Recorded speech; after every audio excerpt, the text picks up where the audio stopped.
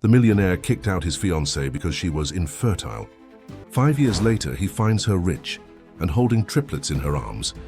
The woman he humiliated now shines more than ever. And what he discovers about the children changes everything. If this story interested you, don't forget to subscribe to our channel and tell us which city you're watching from. We continue. The rain fell mercilessly on Oakwood Cemetery as Richard Morgan stood motionless before the bronze urn. His eyes, normally calculating and cold, now overflowed with tears that mingled with the drops of the storm. The 45-year-old businessman, known for his relentless ability to close million-dollar deals, found himself completely vulnerable in that moment of farewell. The leaden sky seemed to share his pain, while the few attendees at the ceremony quickly dispersed, sheltering themselves under black umbrellas.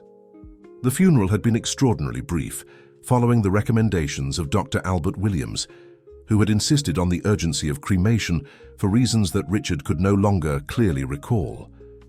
As he observed the urn containing the ashes of Eleanor Morgan, his mother, Richard couldn't shake the feeling that something was profoundly wrong. The haste of the ceremony, the coldness of his stepfather Frank during the entire process, and especially the absence of the ring his mother never removed from her finger, an old family heirloom she used to say was her lucky charm. It was in this moment of solitary contemplation that he noticed a furtive movement among the headstones. A small figure emerged from the shadows, a girl who couldn't have been more than 12 years old, wearing tattered clothes and carrying in her gaze a maturity incompatible with her age. She approached hesitantly, like a wild animal ready to flee at the slightest sign of threat. "Mr. Richard." Her voice was surprisingly firm, despite her trembling body. The businessman merely nodded, intrigued by the unexpected presence of this child at such an intimate moment. "Your mother. She asked me to give this to you." The girl extended her hand, revealing something that made Richard's heart stop for an instant. His mother's ring, with its intricate gold engravings and the small blue sapphire embedded in the center. How did you get this?" he asked, his voice choked with emotion and disbelief. The girl looked nervously around before answering. "Your mother isn't dead, Mr. Richard. She's alive and she desperately needs your help." The words hit Richard like a physical blow. His rational mind tried to process the information, searching for a logical explanation for this absurd situation. But the ring in his hands was real, undeniably the same one his mother had worn throughout her life. "What are you talking about? How do you know my mother?" he questioned, divided between incredulity and a growing sensation that he was about to discover something much bigger than he could imagine. "I met her in the place where she's being held," the girl replied, her voice dropping to a whisper. "She helped me escape, but she couldn't come with me. She made me promise I would find you and deliver the ring. She said you would know what to do." Richard examined the ring more carefully, noticing something different in its structure. What had previously seemed to be just a decorative detail now revealed itself as a small opening, almost imperceptible. His hands trembled as he tried to manipulate the hidden mechanism. "There's one more thing," the girl continued, her eyes fixed on his movements. "Your mother said you need to look in the place where memories sleep." That's exactly how she said it, with those exact words. Richard felt a shiver run down his spine. The place where memories sleep. That was how his mother referred to the old library in the mansion, a room that had remained untouched since his father's passing 15 years ago. The rain was beginning to subside, but the cold wind continued to whip the cemetery trees. Richard looked again at the bronze urn, then at the ring in his hands, and finally at the girl who stood before him, soaked and trembling. The Morgan mansion cast an imposing shadow against the still, cloudy sky when Richard parked his Mercedes in the circular driveway. The girl, who during the journey had revealed her name to be Sophie, remained silent in the passenger seat, her eyes scanning every detail of the property with a familiarity that didn't go unnoticed. "Have you been here before?" Richard asked, carefully observing the girl's reaction. Sophie hesitated for a moment before answering, "Yeah, but it was a long time ago when I was younger." There was something in her voice that suggested she was holding back more information than she was willing to share. As they entered the mansion, they were greeted by the surprised look of Martha, the housekeeper who had worked for the family for more than 2 decades. Her eyes widened at the sight of Sophie, and for an instant Richard noticed something close to recognition in her expression. "Martha, prepare a hot bath and some clean clothes for our guest," he ordered, noticing how the girl was shivering in her wet clothes, "and afterward bring tea for us in the library." The mere mention of the library made Martha pale slightly. "In the library, sir? But that room has been closed for years." "Exactly why it's time to open it," Richard replied firmly, his hand unconsciously clutching the ring in his coat pocket. While Sophie was led by Martha to freshen up, Richard climbed the stairs toward the west corridor of the mansion. His footsteps echoed on the marble floor, each one seeming to awaken long-dormant memories. He stopped before the heavy oak door of the library, his hand hesitating for a moment before inserting the old key into the lock. The creak of the door revealed an environment preserved in time. The air was heavy with the smell of old books and furniture covered by white sheets. Richard walked to the windows, opening the curtains to allow natural light to infiltrate the environment for the first time in years. While waiting for Sophie to return, he began to examine the ring more carefully. After a few minutes of careful manipulation, he managed to activate the hidden mechanism. The secret compartment revealed a small, folded piece of paper, yellowed by time. On it, he immediately recognized his mother's elegant handwriting. "Look, where time stopped. 0715 to 1989. The truth is between the lines of the past." The date made his heart race. It was the day of his father's death. Richard had always believed it had been a heart attack, but now, with all these revelations, he began to question every certainty he had about his family history. Sophie returned to the library, now wearing clean and dry clothes, looking even younger and more vulnerable. Her eyes scanned the bookshelves with an almost hungry curiosity until they fixed on a specific point on the wall. "There," she pointed to an old framed photograph. "Your mother told me about this photo." Richard approached the portrait that showed his complete family, himself as a child, his smiling parents, and a young maid holding a baby in her arms. He had never paid much attention to that specific employee, but now, looking more carefully, he noticed a striking resemblance to "That woman," Sophie said softly, "was my mother, Claire Sanders. She worked here until she disappeared when I was only 2 years old." The revelation hit Richard like lightning. Now he understood why Martha had reacted that way upon seeing Sophie. The girl was practically a younger copy of Claire. But why had his mother never mentioned this detail? Why had the disappearance of an employee so close to the family been treated with such silence? The tea grew cold in the porcelain cups as Richard and Sophie searched the library. The girl seemed increasingly at ease in this environment, as if the old walls held fragments of her own history. Her small fingers slid over the dusty books with an almost reverent delicacy. "Your mother used to read to me," Sophie suddenly revealed, her voice laden with nostalgia. "In the place where we were imprisoned. She would tell stories about you as a child, about this house, about the happy days." Richard stopped what he was doing, absorbing that information. The image of his mother, always so elegant and refined, consoling a child in captivity, made his heart ache. "Why was she there, Sophie? What really happened?" The girl bit her lip, hesitant. "She discovered something about important people, about missing children like me. But she made me promise I would only tell the details when we found what she hid here." At that moment, Martha entered the library carrying a tray with fresh hot tea. Her eyes were red as if she'd been crying. "Mr. Richard," she said, her voice trembling slightly, "there's something I need to tell you, about your mother and about Claire." The housekeeper sat heavily in one of the old armchairs, her hands tightly clasped in her lap. Miss Eleanor had been investigating Claire's disappearance for years. At first, it was just a personal search. She felt guilty, you know. Claire was almost like a daughter to her. But then she began to find connections, patterns that repeated themselves. Richard pulled up a chair, sitting face to face with Martha. Sophie approached silently, her eyes fixed on the housekeeper. "Your mother discovered that Claire wasn't the only one to disappear. There were others, mainly women and children. She kept a secret file with all the information she gathered. When your stepfather Frank found out, things began to change.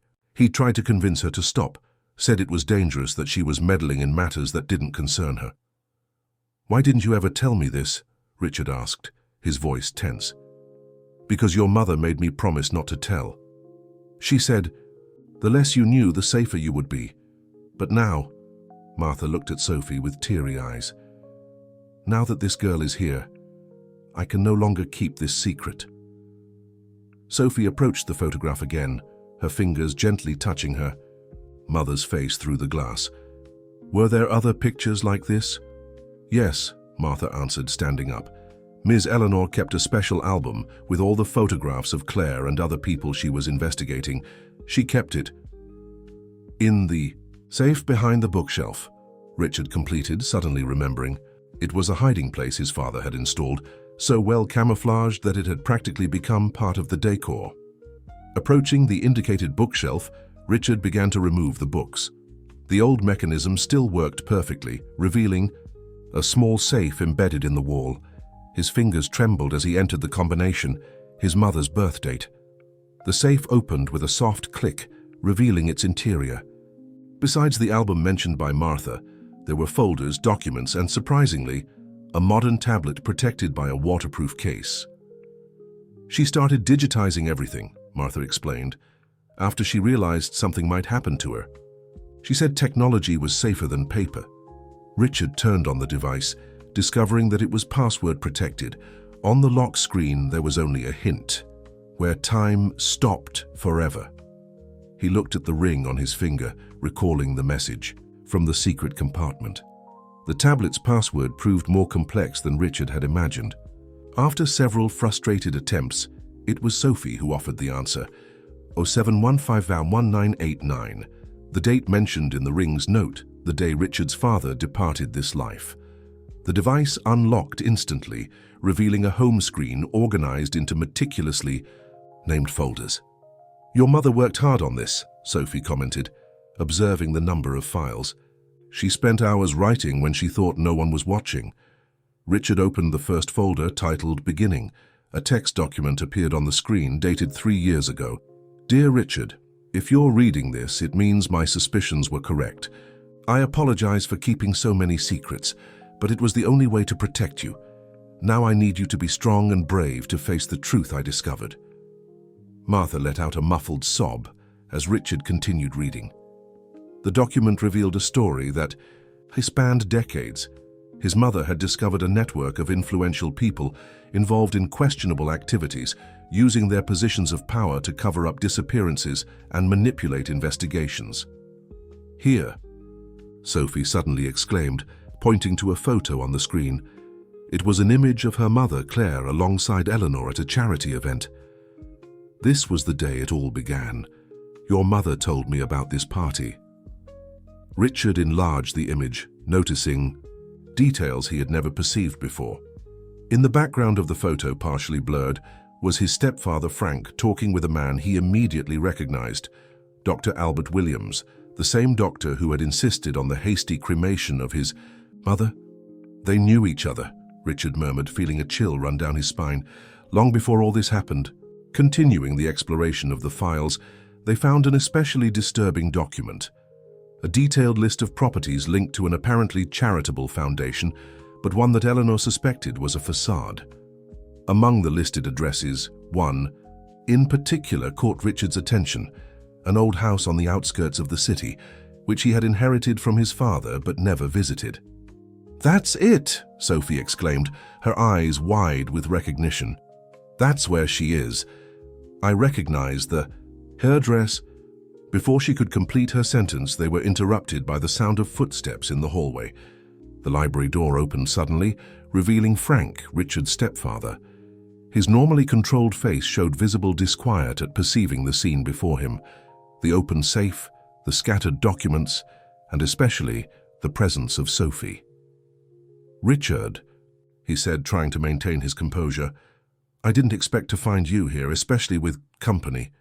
Sophie instinctively moved closer to Richard, while Martha placed herself protectively between the girl and Frank.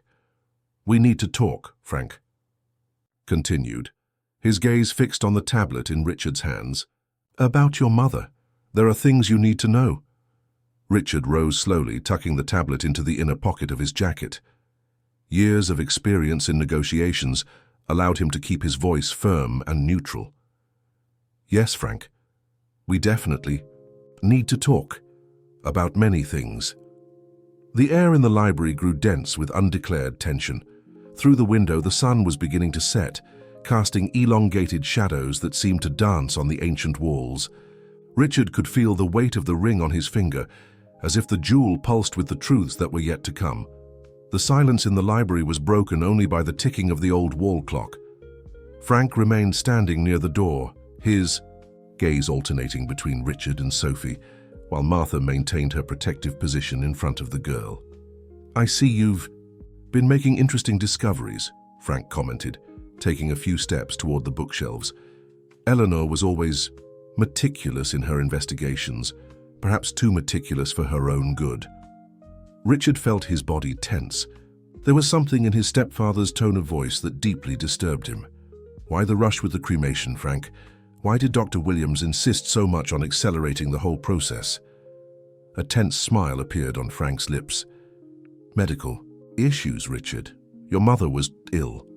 For a long time. She started having ideas, creating conspiracy theories. Dr. Williams was just following the appropriate protocol." "Lie!" Sophie suddenly shouted, her voice echoing through the library. "Miss Eleanor wasn't sick. She discovered what you were doing. She found out about the children, about my mother." Frank visibly paled at the girl's accusation. His gaze hardened, losing the mask of cordiality. "You shouldn't be here, girl. You shouldn't have escaped." The implicit confession in Frank's words made Richard step forward, placing himself between his stepfather and Sophie. "So it's true. Everything my mother discovered, all her suspicions. You've been involved in this from the beginning." "You don't understand, Richard," Frank replied, his voice taking on an almost paternal tone. "There are bigger things at stake. Here, your mother couldn't see the complete picture. She was interfering in matters that didn't concern her, putting important operations at risk." "Operations?" Richard let out a bitter laugh. "Is that what you call it? My mother discovered something terrible, didn't she? Something that involved you, Dr. Williams, and who knows who else." Martha, who until then had remained silent, took a step forward. "I knew something was wrong when Claire disappeared. The way you insisted she had resigned, how you manipulated. The evidence—" "Shut up!" Frank vociferated, losing his composure.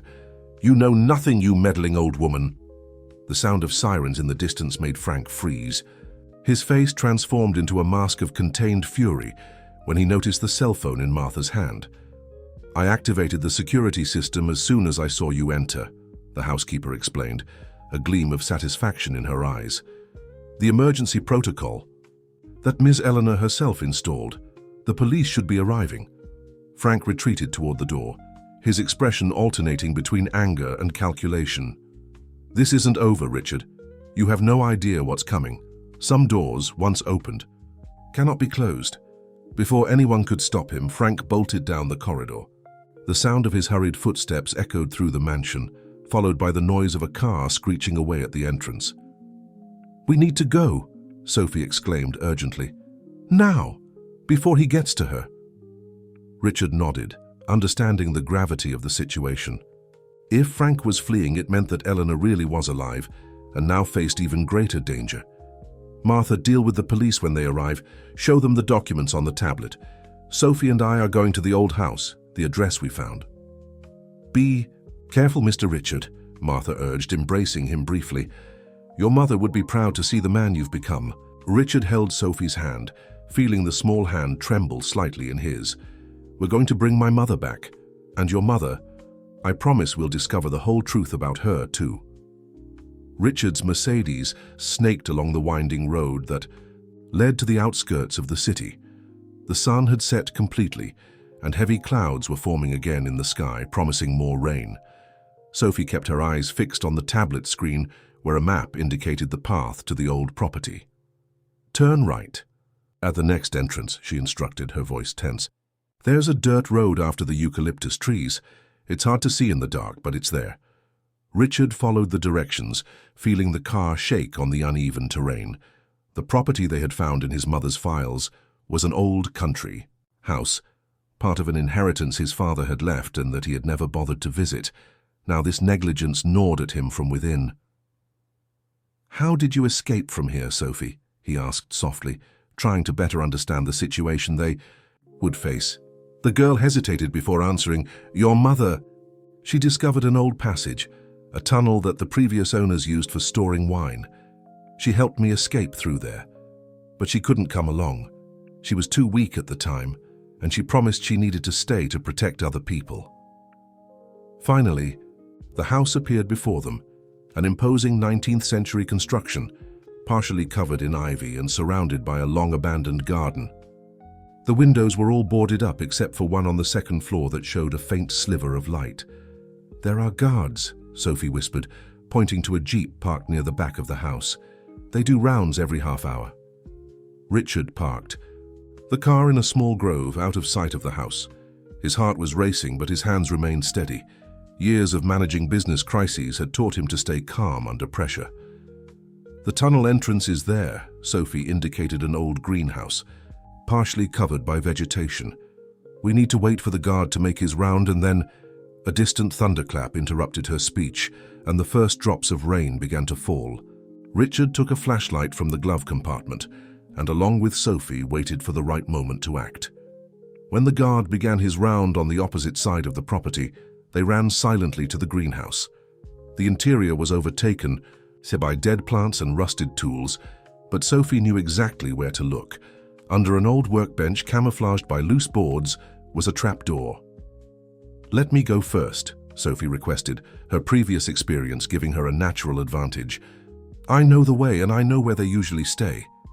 Richard nodded, following the girl through the damp, narrow tunnel. The smell of wet earth and mold was suffocating, but he hardly noticed, focused only on the objective ahead. As they advanced, muffled sounds began to reach them, voices, footsteps, the creaking of old doors. After what seemed like an eternity, Sophie stopped in front of a wall that, to unprepared eyes, would appear solid. However, the girl knew exactly where to press, revealing a passage that led to the interior of the house. "The room where your mother is on the second floor," Sophie whispered. "It's the same one I escaped from, but we need to be very careful. After I escaped, they increased security." Richard felt the weight of the ring on his finger, that same ring his mother had worn for so many years, and that now served as a reminder of his mission. He was about to enter a world he had never imagined existed, a world his mother had discovered and tried to fight against alone. The interior of the house was a labyrinth of dark corridors and closed doors. Richard and Sophie moved silently, guided by the weak light of the flashlight and the girl's memory. The old wooden floor occasionally creaked beneath their feet, causing them to freeze at each sound. "This way," Sophie whispered, indicating a side staircase. This was the servants' staircase. They rarely watch it because it's too narrow. As they climbed, Richard noticed marks on the wall, old photographs that had been removed, leaving lighter rectangles on the faded wallpaper. On one of them there was still a small label. "Morgan family, summer of 1989. "My father used to bring the family here," Richard murmured, more to himself than to Sophie. Before he passed away. How could I forget this place?" At the top of the stairs, Sophie stopped abruptly, raising her hand in a warning signal. Voices were coming from one of the rooms, a heated discussion, muffled by the thick walls. "It's Dr. Williams," Sophie whispered, her body tense. He comes here almost every day." Approaching stealthily, Richard managed to distinguish part of the conversation. "We can't move her now, it's too risky." The doctor's voice sounded agitated. "The son is already suspicious, and that damned—" "Girl," Frank called. A second voice responded, deep, authoritative. "The plan has been compromised. We have to act now, before—" The sound of approaching footsteps made Richard and Sophie quickly retreat behind an old cabinet. A man Richard didn't recognize passed hurriedly down the hallway, followed by Dr. Williams. Both descended by the main staircase, still discussing, in urgent tones. As soon as the footsteps distanced themselves, Sophie guided Richard to a door at the end of the hallway. "It's here," she said, her voice trembling slightly. "Your mother is in here." Richard held the doorknob, his heart beating so loudly that it seemed everyone in the house could hear it. The door was locked, but Sophie was already prepared. From her pocket, she took out an old set of keys. "Your mother gave them to me when she helped me escape," she explained, selecting a specific key. "She said one day I would return with you." The lock turned with a soft click, and the door opened, revealing a spacious room, illuminated only by a small lamp. And there, sitting in an old armchair near the window, was Eleanor Morgan. She looked thinner and paler than Richard remembered, but her eyes, those eyes that always seemed to know more than they revealed, sparkled upon seeing him. "Richard," she whispered, tears beginning to stream down her face. "My son, you found the ring." Richard ran to his mother, embracing her carefully, as if she might break at any moment. Her perfume, that mix of lavender and sandalwood that always made him feel safe, was still there, even if fainter. "Mom," he sobbed, all the contained emotions finally overflowing. "Why didn't you tell me? Why did you face all this alone?" Eleanor held her son's face between her hands, her eyes scanning every detail of him, as if wanting to make up for all the lost time. "To protect you, my love, always to protect you. But now we don't have much time. They're planning to transfer us to another location. And there's something you need to know, something about your father." Eleanor tried to rise from the armchair, her legs weak after so much time in confinement. Richard supported her gently, while Sophie remained vigilant near the door. "Your father," Eleanor began, her voice gaining strength as she spoke. "He didn't have a heart attack, Richard. He discovered something terrible about the foundation he was funding, an organization that claimed to be dedicated to helping underprivileged children, but that in reality..." A noise in the hallway interrupted her. Sophie quickly moved away from the door, running to join them. "Someone's coming." Eleanor grabbed her son's arm with surprising strength. "The safe, Richard. In the library of the mansion, there's a false compartment inside the safe. Your father left all the evidence there, all the documents. That's why Frank never let you touch that room. He searched for years, but never found it." "How will we get out of here?" Richard asked urgently, looking around the room for an escape route. Eleanor smiled, a smile that mixed sadness and determination. "The same way Sophie escaped. There's a passage behind that wardrobe. I discovered it studying the old plans of the house. It was an escape route from the slavery era." Together, they pushed the heavy wardrobe, revealing a narrow opening in the wall. The sound of approaching footsteps was getting louder. "Quick," Sophie whispered, already familiar with the passage. Eleanor entered first, followed by Sophie. Richard was about to follow them when the door to the room opened violently. Dr. Williams stood in the entrance, his face a mask of fury as he perceived the scene. "Guards!" he shouted, advancing toward Richard. "They're escaping!" Richard pushed the doctor, making him stumble backward. Taking advantage of the precious seconds, he plunged into the secret passage, pulling the wardrobe back into position using a rope that Eleanor had installed precisely for this purpose.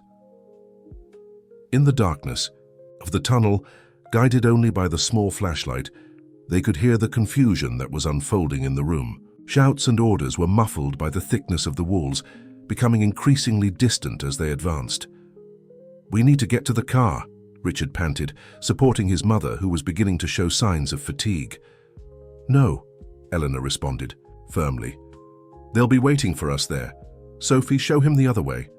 The girl nodded, guiding them to a fork that Richard hadn't noticed before. "This part of the tunnel leads to an old caretaker's house," she explained. "Your mother told me she keeps a car hidden there with documents and money." Eleanor smiled proudly at Sophie. "I always had an escape plan, son. I was just waiting for the right moment, waiting for you to discover the truth for yourself, to find Sophie." "And my mother?" Sophie asked softly, the question that had clearly tormented her for so long. "Did you discover what happened to her?" Eleanor's face grew serious. "Yes, dear, and that's why we need the documents your father left, Richard. Claire wasn't the only one. There were other families, other children.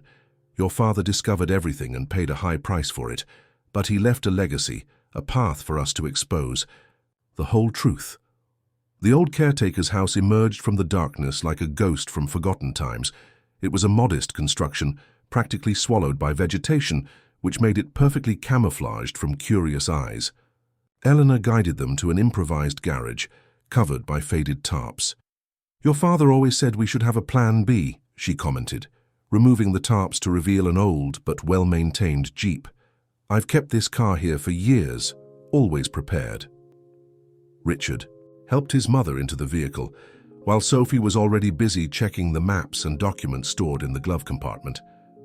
The distant sound of voices and flashlights cutting through the darkness indicated that their pursuers had discovered their absence. "We need to return to the mansion," Eleanor declared, her voice recovering the strength and authority that Richard had always known. "The safe? There's something you need to see, something that will change everything." As Richard drove along back roads, avoiding the main routes, Eleanor began to reveal more details. "Your father, Richard, was investigating irregularities in the foundation when he discovered something much bigger. The organization used charity events as a facade for a network of illegal adoptions." Sophie, in the back seat, hugged her own knees, her eyes fixed on Eleanor as she continued. "Claire, your mother, discovered the truth by accident. She worked at the mansion and found documents she shouldn't have seen. When she confronted Frank, he made her disappear." "Why Frank?" Richard asked, his hands tightening on the steering wheel. "How did he get involved in all this?" "Your stepfather was always ambitious," Eleanor replied, her voice laden with bitterness. "He was just a junior employee of the foundation when he met your father, but he saw an opportunity when he realized what was happening. Instead of reporting it, he decided to participate. And when your father threatened to expose everything..." She didn't need to complete the sentence. Richard felt a knot in his throat, as he understood the true extent of the betrayal. "After your father passed away," Eleanor continued, "Frank approached me, pretending to be a dedicated friend. I was vulnerable, alone. He knew how to exploit that. But I never fully trusted him. I continued investigating in secret, collecting evidence, following the clues your father had left." Sophie leaned forward, her eyes shining with a mixture of hope and apprehension. "And my mother, is she?" Eleanor held the girl's hand. "She's alive, dear. I managed to discover where they're keeping her. But first we need the documents from the safe. They're our only guarantee of safety." The Jeep rounded a sharp curve, revealing the city lights in the distance. Richard checked the clock. It was past midnight. "Martha should be waiting for us," he commented. "She alerted the police when Frank fled." "Martha," Eleanor smiled softly, "my faithful friend. She was instrumental in all of this, you know. She kept her eyes open when I couldn't, protected important documents, sent coded messages." High beams suddenly appeared in the rearview mirror, making Richard squint. "We have company," he warned, accelerating the vehicle. "Take that side road," Sophie pointed, recognizing the terrain. "There's a shortcut to the mansion through there. Your mother showed me on the maps when we planned my escape." Richard obeyed, guiding the Jeep down a narrow path between ancient trees. The vehicle following them had difficulty keeping up on the rugged terrain, its headlights gradually falling behind. "Almost there," Eleanor murmured, her eyes fixed on the darkness ahead. "The safe. When we get there, you'll understand everything. Your father left more than documents, Richard. He left a complete plan, a way to dismantle the entire organization." The Morgan mansion was illuminated when they arrived, with police vehicles parked in the circular driveway. Martha awaited them at the door, accompanied by a team of investigators whom Eleanor immediately recognized. They were trusted people she had secretly contacted over the years. "Miss Eleanor," Martha exclaimed, running to embrace her former employer. "And friend. Thank God we managed to drive away Frank's men, but he's still on the run." "We don't have much time," Eleanor declared, addressing the group. "We need to access the safe now. Investigator Martinez," she turned to a serious-looking woman, "those documents I sent you 3 years ago, did you bring them?" The investigator nodded, removing a folder from her bag. "Exactly as you instructed. We've kept everything in absolute secrecy." The group quickly made their way to the library. Richard noticed that his mother, despite her evident fatigue, had completely recovered her commanding posture, the same one he had always admired in important Foundation meetings. "The secret compartment," Eleanor explained, approaching the already open safe, "isn't in the walls, it's in the safe itself." Her skilled fingers slid along the metal interior, finding an almost imperceptible small protrusion. With a soft click, a false bottom was revealed. The hidden space contained a sealed metal box and a yellowed envelope. Eleanor took the envelope first, her hands trembling slightly as she recognized her late husband's handwriting. "Richard," she called softly, "this is for you. Your father wrote this letter the night he passed away. He knew that something might happen to him." Richard took the envelope with reverence, feeling the weight of family history in his hands. The letter began with words that made his heart clench. "My son, if you are reading this, it means Eleanor has found the courage and the right moment to reveal the truth. Forgive me for not being stronger, for not having been able to protect our family from the evil I discovered, but I could not remain silent in the face of what I witnessed." Sophie approached silently, placing a comforting hand on Richard's arm as he read. Eleanor, meanwhile, was opening the metal box with the help of Investigator Martinez. "Here it is," Eleanor announced, revealing stacks of documents, photographs, and a small digital storage device. "Your father was meticulous, Richard. He recorded everything: suspicious bank transactions, records of irregular adoptions, names of everyone involved, including—" A noise coming from the hallway interrupted her. Martha, who was near the door, paled as she recognized the approaching voice. "They can't have gone far." It was Frank's voice, sounding agitated. "Search every room if necessary." Investigator Martinez quickly signaled for her men to take positions, while Eleanor stored the most important documents in a folder. "The wine cellar passage," Martha whispered urgently. "We can use the back exit." Richard finished reading the letter, carefully storing it in his pocket, along with his mother's ring. His eyes met Eleanor's, and in that moment, mother and son shared a silent understanding. They were close to completing the mission his father had begun so many years ago. "Sophie," Eleanor called the girl, "the time has come to find your mother. The documents your father left, they show exactly where she is." The mansion's wine cellar, with its secret tunnels built in ancient times, became the path to freedom. The group moved quickly through the damp passages, guided by the light of flashlights and Martha's knowledge of the escape routes. "Claire is in a private clinic on the outskirts of the city," Eleanor explained as they advanced.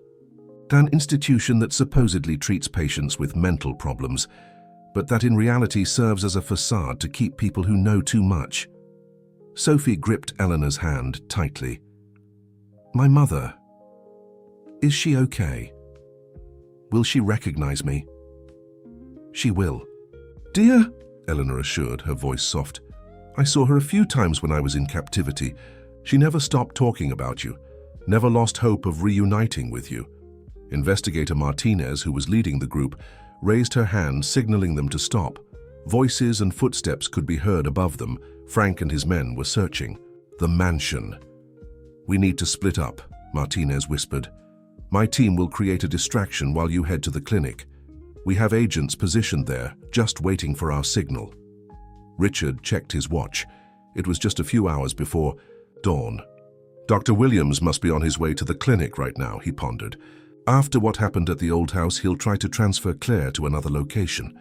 "Don't worry," Eleanor replied, a determined gleam in her eyes. "I have one more trump card saved.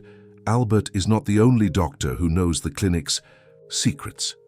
For years, I've been building a network of allies, people who were harmed by the organization and are waiting for the right moment to act." The sound of furniture being overturned echoed above them. Frank was losing control, his altered voice ordering every room in the mansion to be turned upside down. "This way," Martha indicated a fork in the tunnel.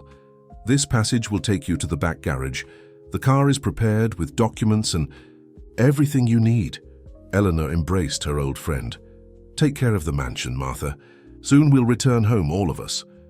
The housekeeper wiped away a tear. "I'll keep everything in order, as I always have, and I'll pray for you." Martinez handed Eleanor a satellite phone. Use it only in case of emergency. It's programmed with secure numbers. We'll create a distraction here that will keep Frank busy, but be careful. He still has allies in the police. The group separated. Martinez and her team went one way, while Eleanor, Richard, and Sophie took another. The tunnel led them to a discreet garage where a modern and inconspicuous car awaited them. The clinic is 40 minutes from here, Eleanor explained as Richard took the wheel. But I know a faster way, through back roads. We need to arrive. Before Williams realizes he's lost control of the situation. Sophie, in the back seat, firmly held the folder with the documents. Her young face showed a determination that went beyond her age. The same determination that Eleanor had seen in Claire so many years ago. There's something you need to know, Eleanor said, her voice taking on an urgent tone. In the clinic, there are other people like Claire. Separated families, interrupted lives. The documents your father gathered, Richard, aren't just about our story. They're about all of them. And now, finally, we can bring justice. Richard accelerated through the night, the city lights fading behind them. On the horizon, the first signs of dawn began to paint the sky. It was a race against time, not just to save Claire, but to expose a truth that had remained buried for too long. Pinecrest Clinic rose imposingly against the brightening sky, its white walls and well-kept gardens masking the true nature of the place. Richard parked the car at a nearby gas station, following his mother's instructions. Dr. Cecilia should be waiting for us, Eleanor explained, checking the satellite phone.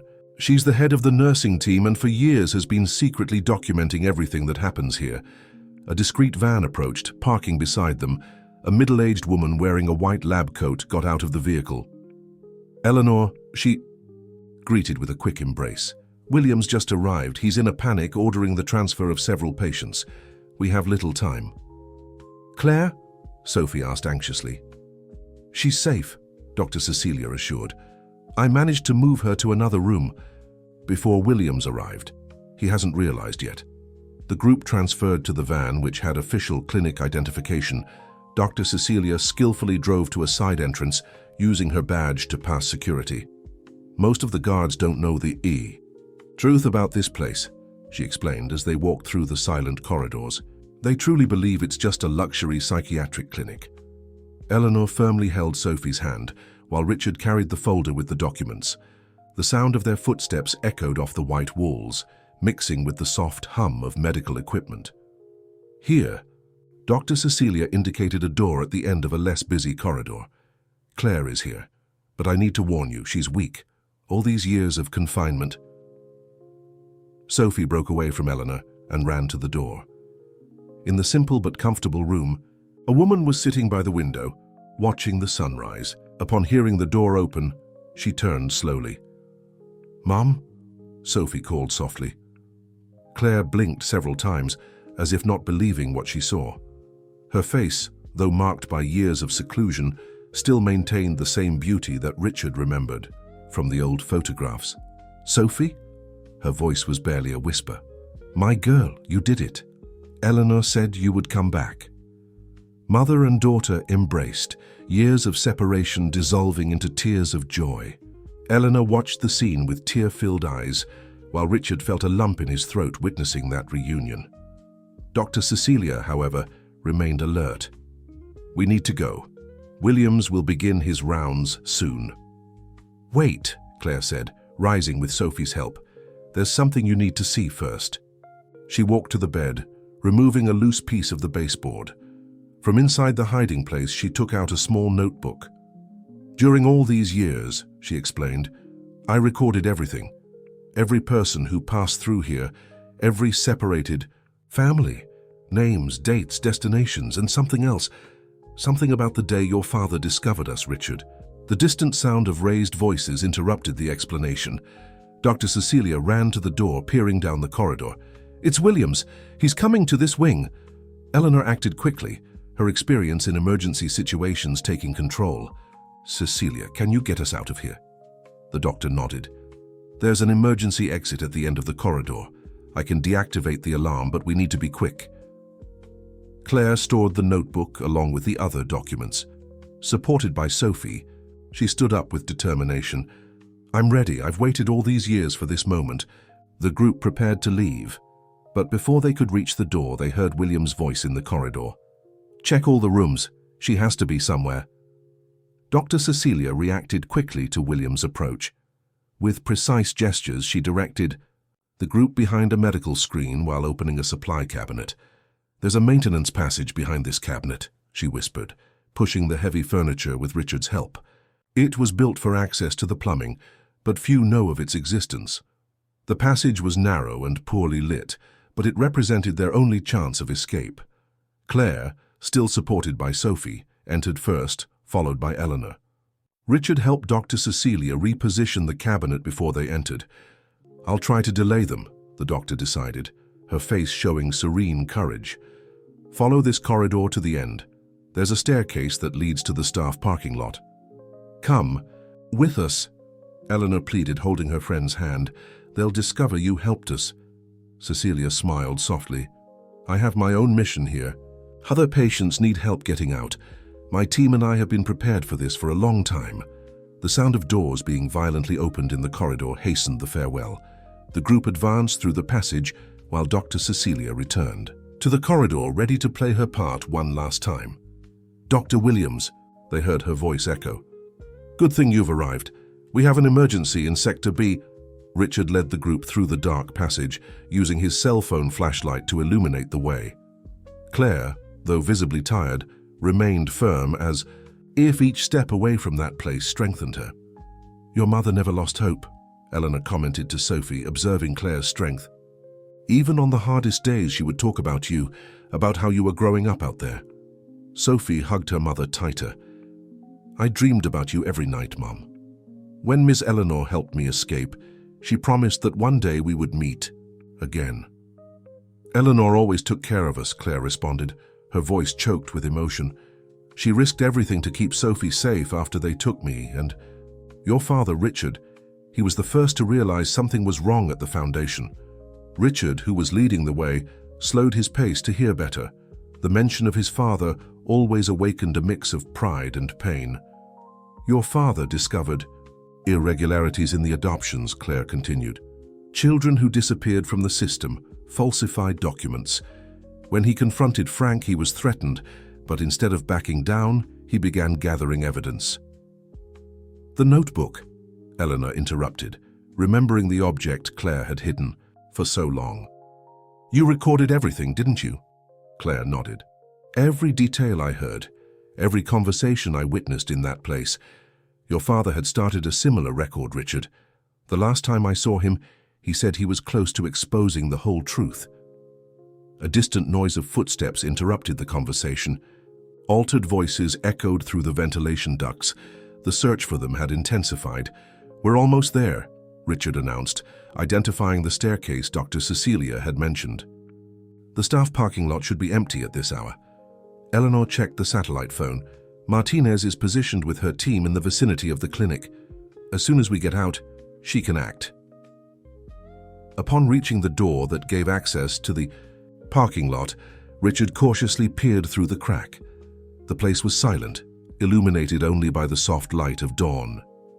Some staff cars were parked in a spaced manner, offering cover. "We'll need to be quick," he instructed, holding the folder with the documents close to his chest. "Dr. Cecilia's car is just 20 meters from here." The group prepared for the last stretch of the escape, each of them carrying not only the physical weight of fatigue, but also the weight of truths that needed to be revealed. On the horizon, the sun was beginning to rise, promising a new day, and with it, the chance to finally bring justice. The staff parking lot seemed like a minefield. Each shadow could hide a danger. Each distant sound made their hearts race. Richard guided the group between the parked cars, staying close to the shadows projected by the building. "There," Eleanor pointed discreetly to a dark blue Corolla. "That's Cecilia's car." They were just a few meters from the vehicle when a voice cut through the morning silence. "Don't move." Frank emerged from behind a van, followed by two men. His normally controlled face was contorted into a mask of fury and desperation. "It's over, Eleanor," he declared, his voice trembling slightly. "You're not going to destroy everything we've built. Think of how many families benefited, how many children found homes." "Homes?" Claire interrupted, her voice laden with indignation. "You call what you did homes? Separating families, forging documents, keeping people imprisoned?" Frank took a step forward, his eyes fixed on the folder Richard was holding. "You don't understand. The system is broken. We just facilitated the process. We gave the children better chances." "Better chances," Sophie confronted, her young voice carrying maturity beyond her years.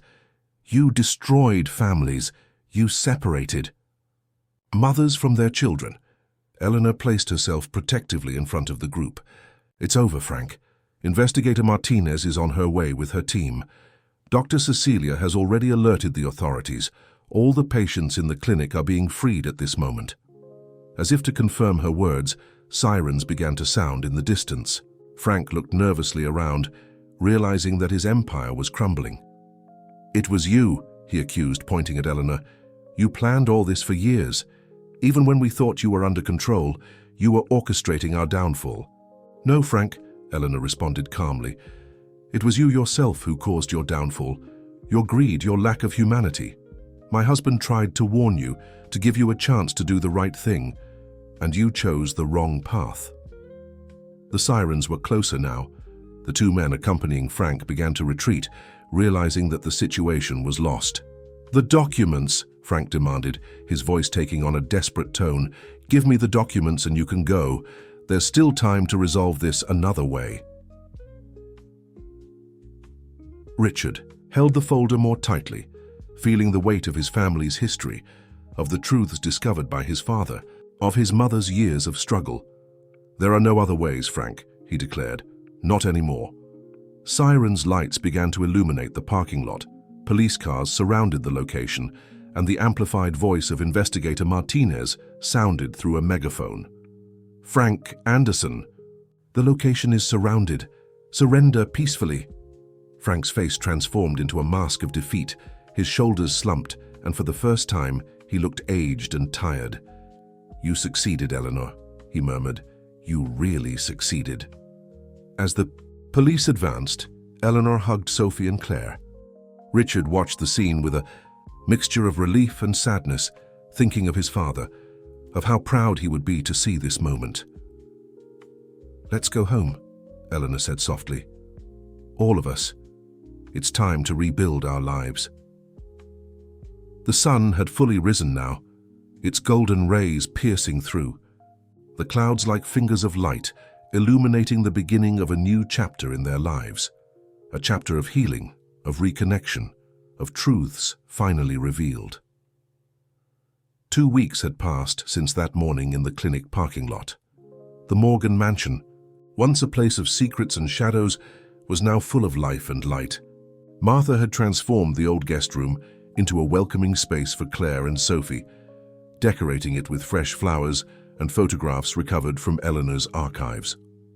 In the library, now completely reorganized, Richard examined the documents, spread across the large oak table. Claire's notebook had proved to be a fundamental piece of the investigations, perfectly complementing the evidence gathered by his father years ago. "Still trying to organize everything?"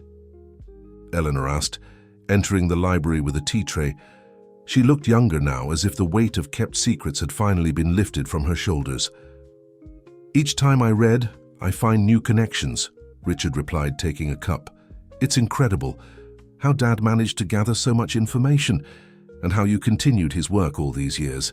Eleanor sat beside her son, her eyes scanning the pages of notes. "Your father always said that truth has a way of coming to light, no matter how long it takes. He would be proud of you, Richard." The sound of children's laughter echoed through the hallway. Sophie had made friends with other children from the neighborhood, and the mansion was frequently filled with their games and conversations. "Claire is adapting well," Eleanor commented, smiling as she heard the laughter. "The therapy is helping, and having Sophie around is the best medicine." "And the others?" Richard asked, referring to the other families affected by the Foundation's scheme. "Investigator Martinez is doing incredible work," Eleanor answered. "They've already managed to locate several families. Some stories are harder than others, but at least now they have the chance to know the truth." The library door opened, and Claire entered, carrying more documents.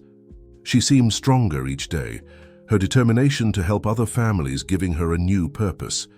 "I found something else," she announced, placing the papers on the table, records of bank transfers that might help track other children.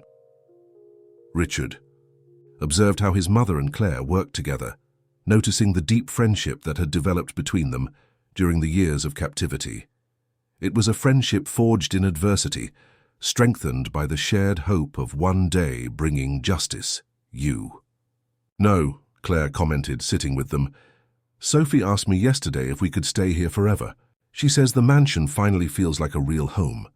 Eleanor took Claire's hand. "This will always be your home. We have a lot of lost time to make up for."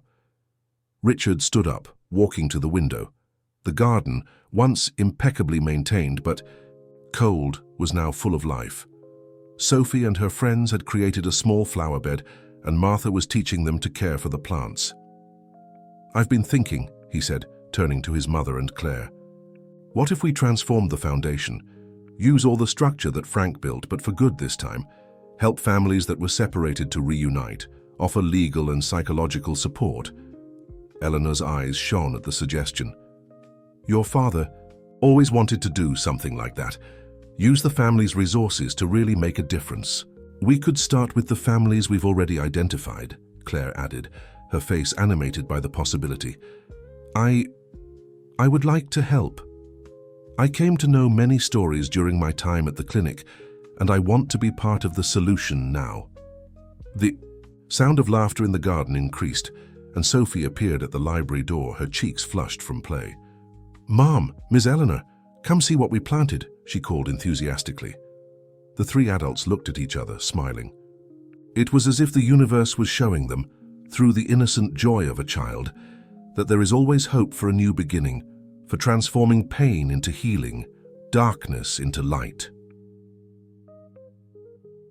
Autumn arrived, painting the garden trees with shades of golden red. 3 months had passed since the events at the clinic, and the Morgan mansion had transformed into a center of hope for families seeking answers. The old living room, with its austere furniture and formal portraits, now served as a meeting space for support groups. On that particular afternoon, Eleanor watched through the window as another family gathered, a reunion facilitated by the documents they had recovered. "It's amazing how things have changed," Martha commented, arranging a tray of freshly baked cookies. "The house has never been so alive." Eleanor smiled, watching Sophie help a newly arrived girl become familiar with the space. Her adoptive daughter had become a kind of informal ambassador, using her own experience to comfort other children in similar situations. "Is Richard in the library?" Claire asked, entering the room. She now coordinated the family assistance program, using her experience and sensitivity to guide others through the reconnection process. "Yes," Eleanor replied. "He's finalizing the documents for the new foundation. Investigator Martinez brought a few more cases this morning." The sound of hurried footsteps caught their attention. Sophie came running in, her eyes shining with excitement. "You need to see this," she exclaimed. The girl who arrived today, she recognized one of the photos from the archive. It's from her family. The three women followed Sophie to the library, where Richard was sitting with a young family.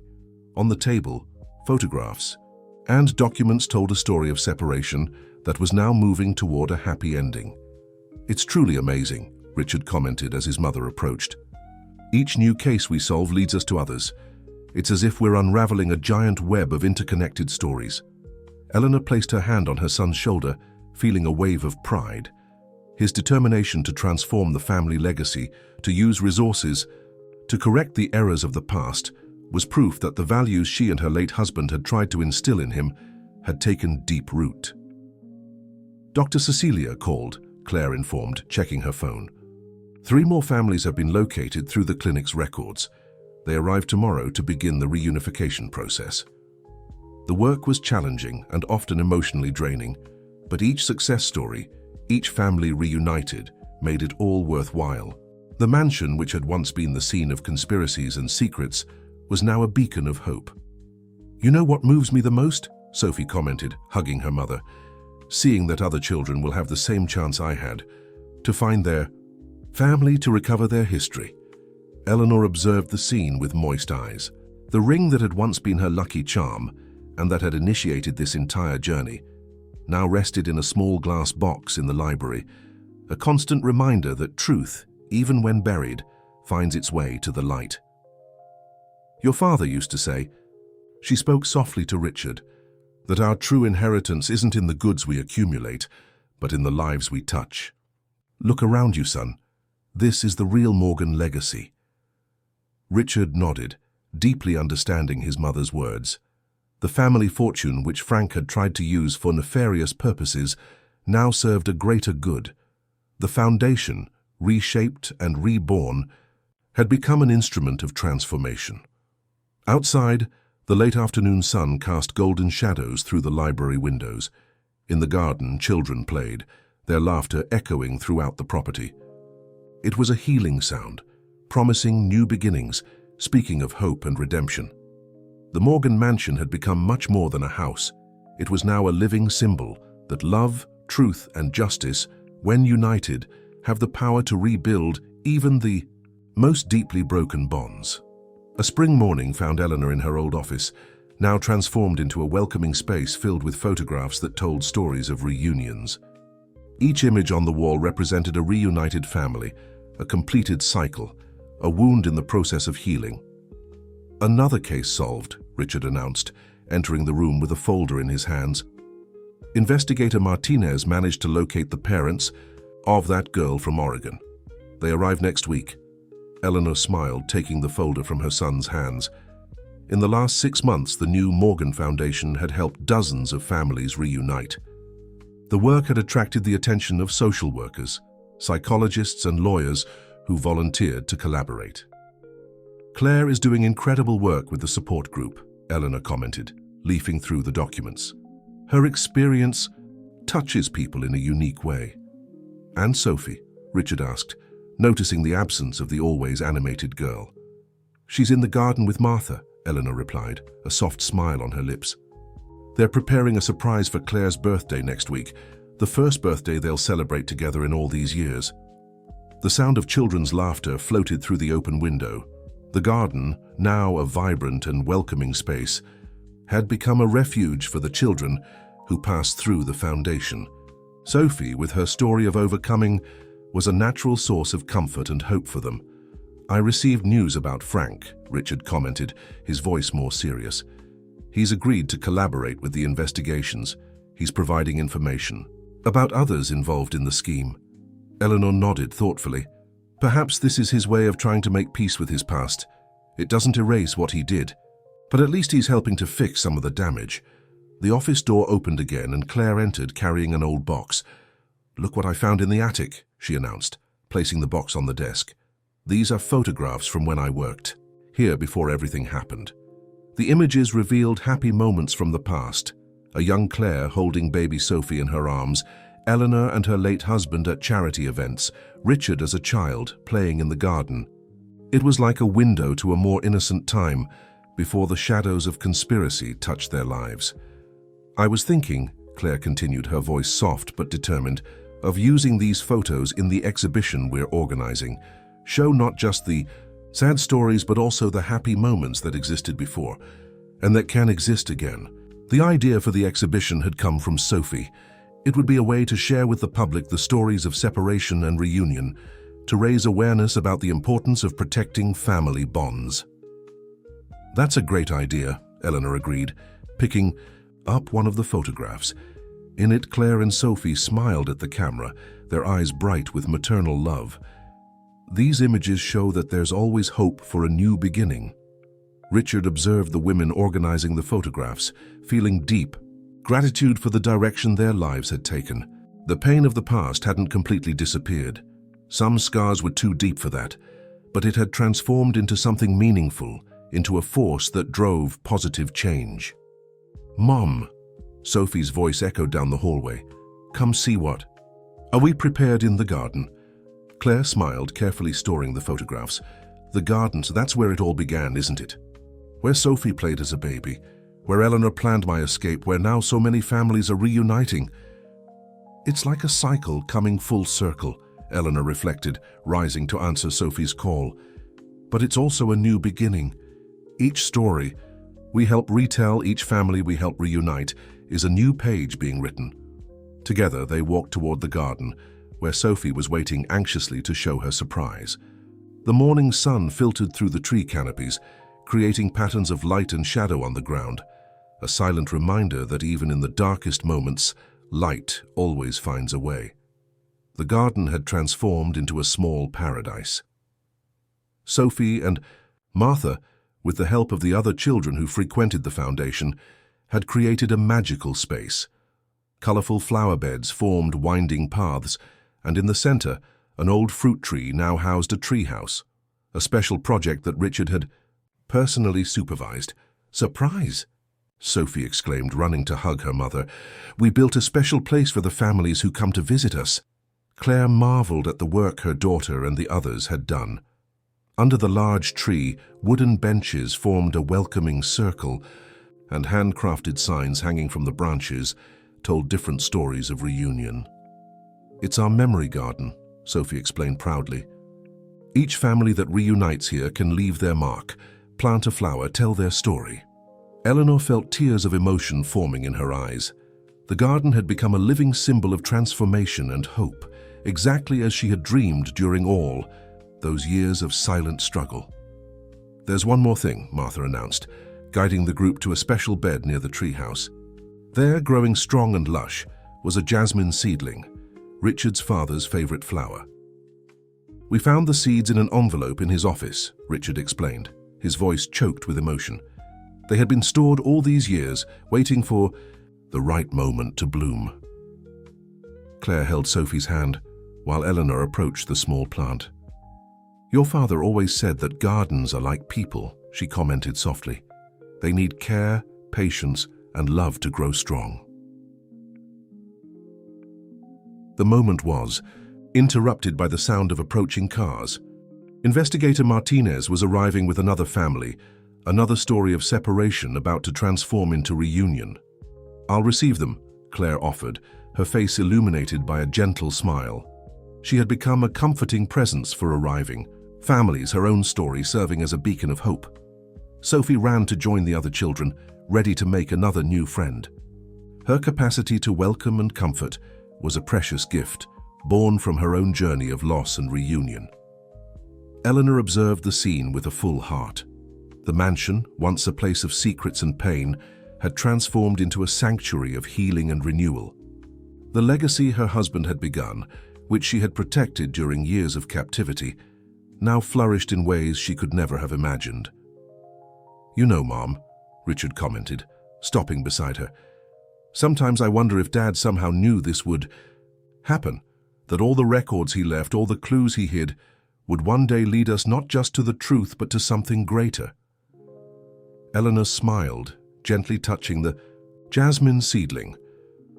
"Your father always believed that truth has a transformative power, that even in the most difficult situations, there exists the possibility of something good being born." Martha approached with a tray of lemonade, prepared to receive the new visitors.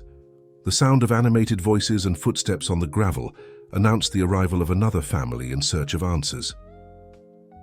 "It's amazing how life comes full circle," Martha reflected, watching Sophie run to welcome the newcomers. "From all the sadness we lived through, something so beautiful was born." Eleanor nodded, her gaze scanning the transformed garden. The flowers swayed gently in the morning breeze, the signs in the trees told stories of hope, and everywhere, in the laughter of the children and the smiles of the adults, there were signs of healing and renewal. "This is how it should be," she murmured, more to herself than to the others. Transforming pain into purpose, loss into legacy, separation into reunion. This is the true miracle, the capacity of love to heal and rebuild no matter how long it takes. The Eternal Bonds exhibition opened on a sunny Sunday afternoon, transforming the mansion's main hall into a gallery of stories and emotions. Photographs, letters, and personal objects told the journeys of separation and reunion of dozens of families who had passed through the Morgan Foundation. Sophie, dressed in an elegant blue dress, chosen especially for the occasion, guided visitors through the exhibition with the confidence of someone who intimately knew each story. Her own photograph with Claire, taken on the day of their reunion, occupied a special place in the display. "This is the story of my family," she explained, to a group of visitors, her voice overflowing with pride. "And here," she pointed to other images, "are the stories we helped rebuild." Eleanor watched her heart's granddaughter with moist eyes, remembering the frightened girl she had found that day at the cemetery. Sophie had transformed into a strong and compassionate young person, using her own experience to bring hope to others. "It's incredible how she's grown," Claire commented, approaching Eleanor. "Each day more like you, always caring for others, always believing it's possible to make a difference." Richard, who was conversing with investigator Martinez near a panel of historical documents, called everyone's attention. "We have a special surprise to end the afternoon." The group gathered in the center of the hall, where a large screen had been installed. The lights dimmed softly, and images began to be projected. They were records from the past months, moments captured during the various reunions that had taken place at the foundation. "This is our true treasure," Eleanor explained to those present. "These aren't just stories of losses transformed into reunions. They're living proof that love, when nurtured by truth and hope, can overcome any obstacle." Martha circulated among the guests with trays of treats, occasionally stopping to explain the story behind some photographs. She had become not just a guardian of the mansion, but a storyteller, keeping alive the memory of each family that passed through. "Look," Sophie suddenly exclaimed, pointing to the entrance of the hall.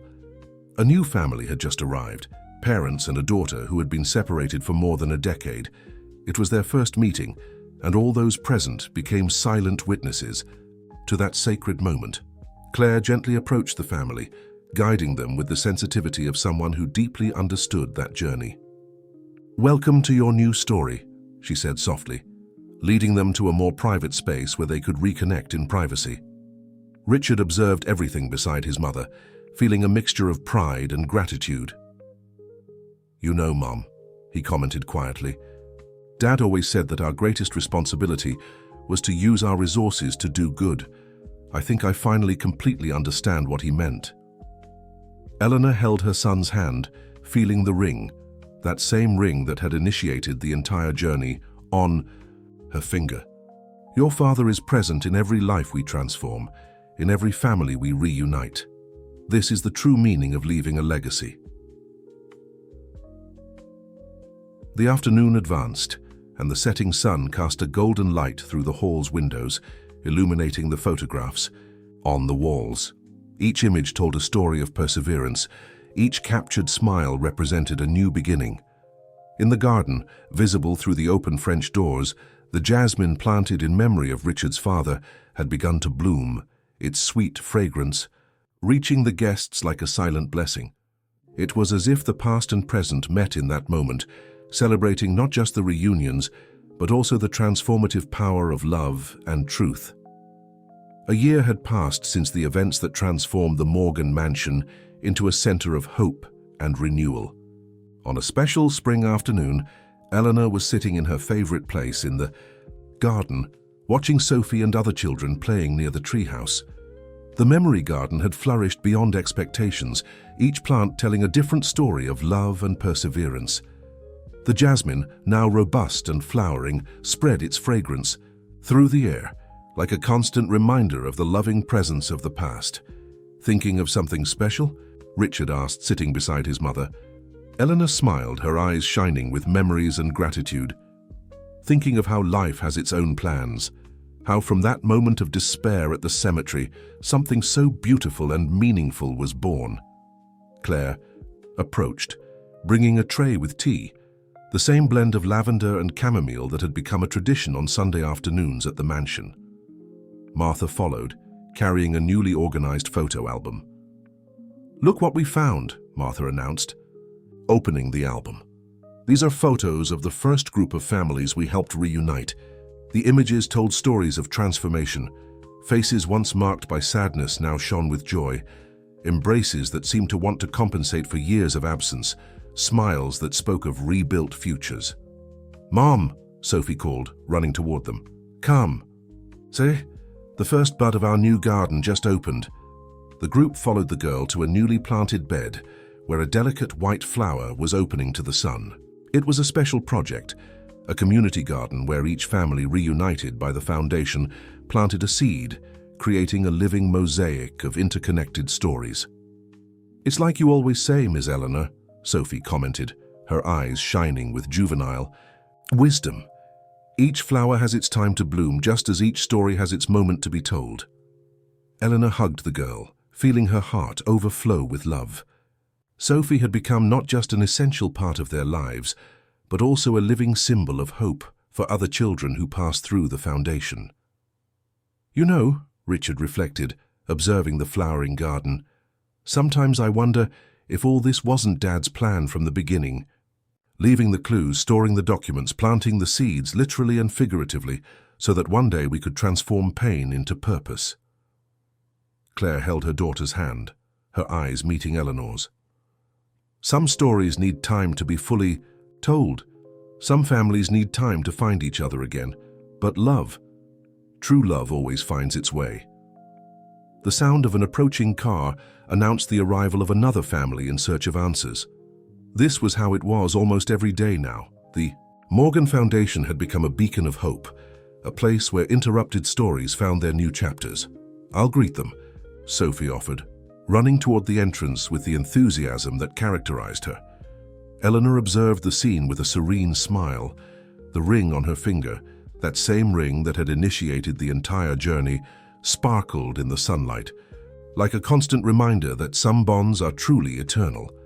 "You know what moves me the most," she commented softly. "Seeing how each story we help retell becomes a seed for new stories, how each reunited family inspires hope in others still seeking their answers." Richard embraced his mother, while Claire and Martha went to receive the new visitors. The garden around them continued its eternal cycle of renewal, flowers blooming, stories unfolding, hearts healing. And so, the Morgan Mansion continued its new mission, transforming memories of pain into seeds of hope, proving that love